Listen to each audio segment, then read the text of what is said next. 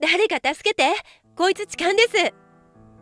朝の満員電車で突然俺の隣にいた女が叫んだ。女は俺の方を睨みつけている。俺は痴漢なんてしていない。完全に冤罪だ。なのに周りの人たちは俺が痴漢をしたと思っているようで非難の目を向けてくる。どうしてこんなことになってしまったのか。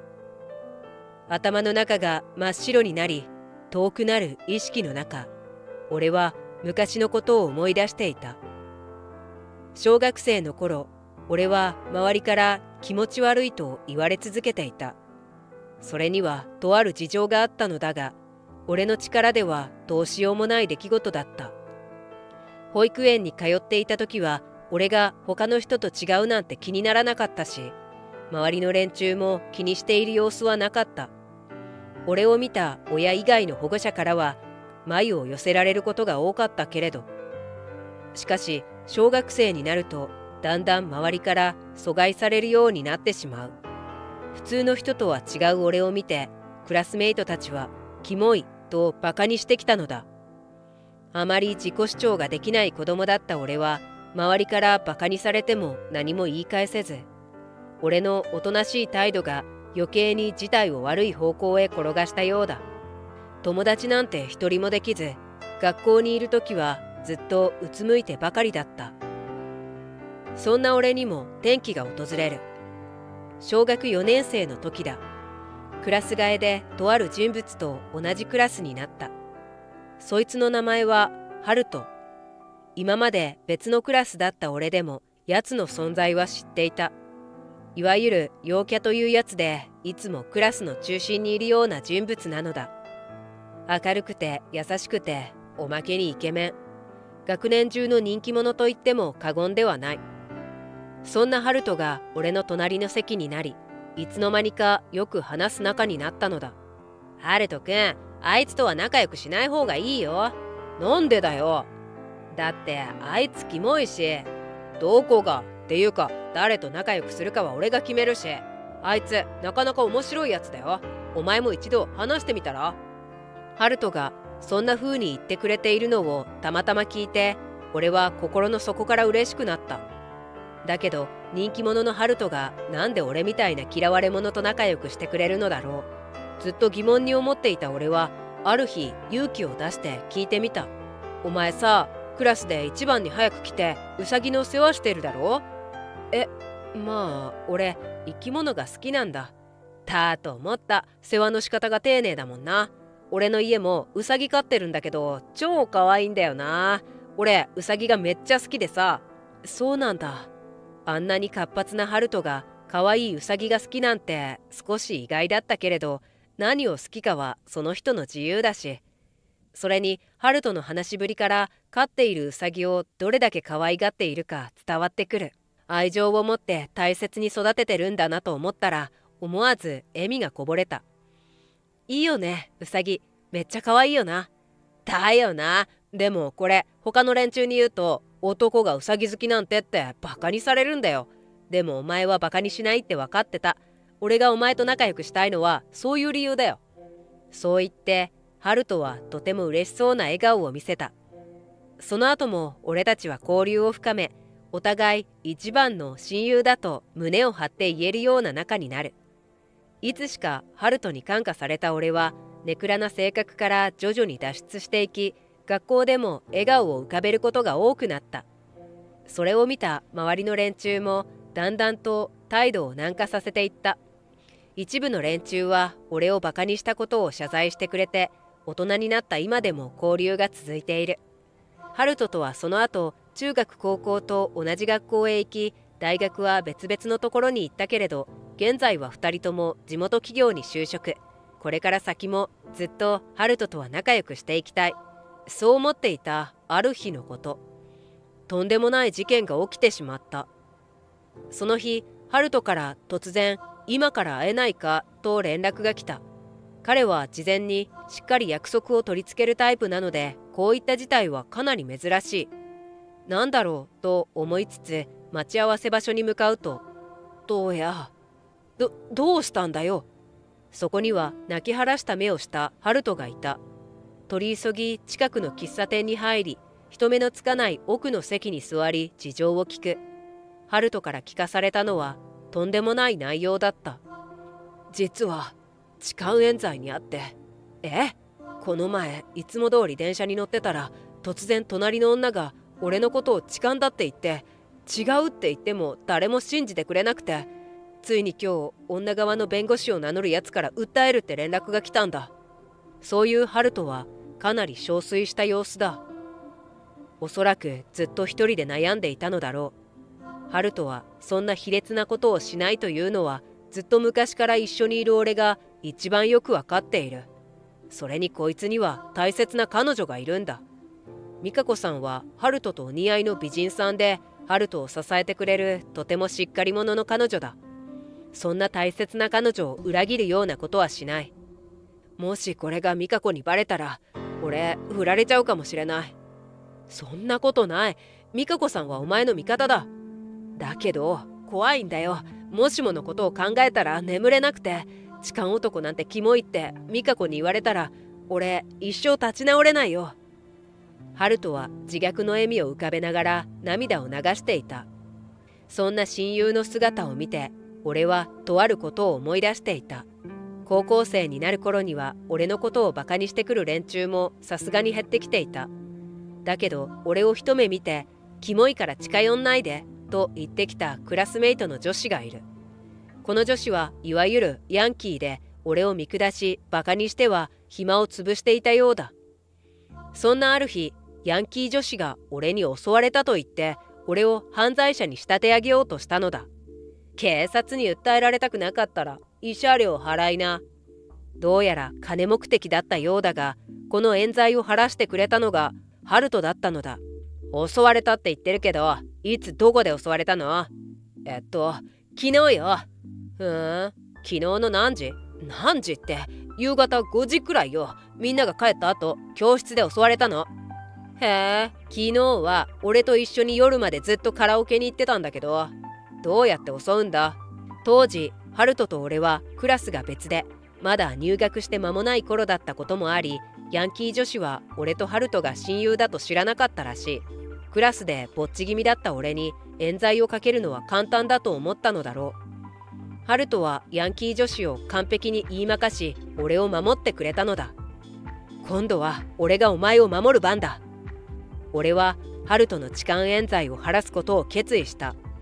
ハルトは驚いてポカンとした顔をしていたが、本当か？ああ、絶対にお前を助ける。ありがとう。ハルトが泣きながら俺の手を握る。俺の大事なこの優しい親友を守り抜く。そして痴漢冤罪をかけた女は絶対に許さない。徹底的にやってやる。その後、俺はハルトに当時の詳しい事情を聞いた。ハルトが乗っていた電車の沿線と時間、車両を聞き、さらに女の見た目も事細かく聞く。痴漢と騒がれた時の状況もハルトが覚えている限りのことを教えてもらった。そしてしばらくの間、ハルトが乗っていたのと同じ時間の電車に乗り、女を探す。粘り強い捜索の甲斐があり、しばらくして例の女らしき人物を発見。そこからさらにいろいろと調べて、俺はとある計画を実行することにした。計画実行当日、駅のホームの物陰に隠れながら女が現れるのを待つ。姿が見えると素早く移動して、自然に見えるような形で女の後ろに並んだ。そして電車に乗り、女の左隣に立つ。今日はかなりの満員電車で、痴漢冤罪行為を行いやすい環境だ。うまくいくといいが、と不安に思いつつ、その時を待つ。そして、やめてください。突然、女が騒ぎ始めた。誰か助けて、こいつ痴漢です。そう叫ぶと、俺の腕をつかむ女。その目は俺をきつく睨みつけている。周りの人たちも俺が痴漢をしたと信じきっている様子だ。この状況で俺はやってませんと言っても誰も信じてくれないだろう。しかし俺には秘策がある。俺が痴漢をしたって？そうよ、しらばっくれないでよね。俺はあんたの左に立っていたということは、俺が右手であんたを触ったってことだよな。そうよ、私のお尻をあんたが触ったの。女は自信満々に言い放つ。俺は笑いそうになるのをこらえて女にこう告げた。じゃあさ、俺の右手見てみ。はあ？え？ダボっとした上着の裾をまくり、女だけでなく周りの人間にもよく見えるように右腕を高く掲げる。裾の中には俺の右手はなかった。俺、先天的に右手がないんだよね。これで小さい頃は気持ち悪いって言われたこともあったんだけど。そう、俺が周りから遠巻きにされていた理由がこれだ。生まれた時から俺には右手がなかった。他人とは違う俺の右手を周りはバカにしたり気持ち悪がったりしていたのだ。だけどハルトだけは俺のことを普通の人間として扱ってくれた。左手の間違いよ。左手はずっとつり革を掴んでいたけど、今日は満員電車だからつり革を掴んでないと転ぶしね。それに俺はあんたの左隣に立ってたんだけど、左手であんたに触るってどんだけ腕が長いんだよ。女の言い訳があまりにもお粗末で、思わず笑いながら言ってしまう。羞恥と怒りで女の顔が赤く染まった。その直後、電車が駅に到着し停車。女は人混みをかいくぐり、その場から逃げ去ろうとした。ここで逃がすわけにはいかない。俺は素早く女の腕をつかもうと左手を伸ばすが、キャー、離して、この男に襲われる。なおも自分が被害者だという風を装い、恥じらいもなく叫ぶ女。しかし、あら、あなたの腕を掴んでいるのは女よ。へ？あんたみたいな痴漢冤罪をするやつがいるから、本当に痴漢に遭っている女性が迷惑してんのよ。恥を知りなさい。俺の代わりに女を逃がすまいと腕を掴んでくれたのは、俺のすぐ近くにいた女性の乗客だった。すみません、ありがとうございます。いいのよ。首突っ込んでごめんなさいね。とりあえず一旦降りましょう。誰か駅員さんを呼んできてくれますか？女性に協力してもらい、女を取り押さえながら駅に降りる。他の乗客が駅員を呼んでくれている間、俺は最後の仕上げに取り掛かることにした。あんたさ、俺以外にもこういうことしてんだろ？してないわよ。適当なこと言わないで。しらばっくれんなよ。これあんたのアカウントだろ。なんでこれを？そう言いながら俺が女に見せたのは、とある SNS のアカウントだ。いわゆる裏アカというやつで、女が表立って言えないようなことを投稿している。アカウントを知ったのはたまたまだ。女の素性を調べていた最中、何度か女と同じ電車に乗ったことがある。その時、女がこのアカウントの画面で投稿しているのを盗み見したのだ。投稿内容を読んでみると、痴漢冤罪で相手に慰謝料を請求して金稼ぎをしていたみたいだな。あんた、私のストーカー？訴えてやるから。どうぞご自由に。その際は俺も弁護士雇って対応させてもらうからさ。それにしてもひどいこと書いてあるな。今回のカモは素直に金払ったわ。ラッキーとか。痴漢冤罪って最高に稼げる副業よね。なんでみんなやらないのか不思議。とか。女の顔色が徐々に青くなっていく。俺の話を聞いた周りの人たちが女に非難の目を向けた。何の騒ぎ？なんかあの女が痴漢冤罪で慰謝料もらおうと金せびってるらしいぜ。何それ、最低。そこまでしてお金欲しいとか癒しすぎるでしょ。まるで小じだな。周りから女を責める声が聞こえてくる。同じ女として恥ずかしいわ。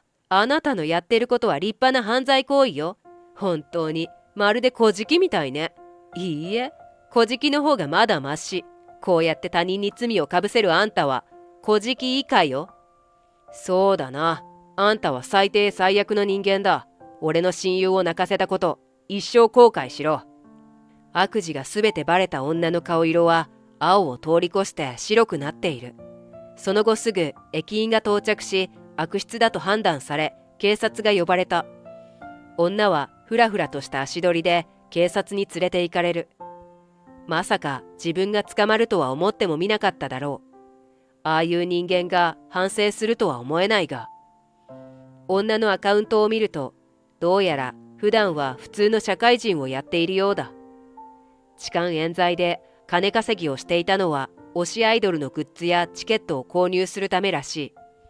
しかし今回こうして逮捕されたおかげで、あいつの会社にも連絡が行くだろう。そうなったらただでは済まされない。あいつのこの先の人生はお先真っ暗だ。どん底まで落とされて自分のしたことを一生後悔してほしい。それがあいつにできるせめてもの罪滅ぼしだ。すべてが終わり、ハルトに報告すると泣きながらお礼を言われた。その後しばらくして判明したことなのだが、女の弁護士を名乗った人物はどうやら女とグルだったそうだ。弁護士というのはもちろん嘘で、他にも余罪があったらしい。女と共に逮捕され、現在は他の被害者からも訴えられて争っている最中だとか。ほんとお前のおかげだよ。ありがとな。いいってことよ。無事に解決してよかったよ。あの時は憔悴しきっていたハルトだが、今はすっかり元通りだ。結局全部美香子にバレてすごく怒られたよ。なんで私に相談してくれなかったのってさ。当たり前だろ。お前美香子さんをもっと信用しろよ。反省してます。美香子さんはハルトにこんなことを言ったそうだ。この程度のことで私があんたを見捨てると思ったの？私のことを何だと思ってんのよ。なめないでよね。私だって東也くんと一緒にその女に立ち向かったのに。美香子さんは本当にいい女性だ。ハルトとはずっと仲良くしてほしいと願っている。俺のためにここまでしてくれるなんて、俺はいい親友を持ったな。親友のためならこのくらい別になんてことないさ。お前は今回俺がした以上のことを俺に与えてくれた。お礼を言うのはこっちの方だよ。俺と親友になってくれて本当にありがとう。俺の言葉を聞いた瞬間、ハルトは大号泣。俺たち一生親友だからな。そう言いながら俺に抱きついてくるハルト。周りの目が痛いから話してほしいなと思いつつ、暑苦しい親友に俺は思わず笑ってしまった。これから先もハルトに何かあったら、俺は今回と同じように迷わず彼を助けるだろう。ハルトが俺と仲良くしてくれたから今の俺がある。彼がいなかったら俺はずっと孤独な人生を歩んでいただろう。感謝してもし足りない。素晴らしい親友に巡り会えて、俺は本当に幸せ者だ。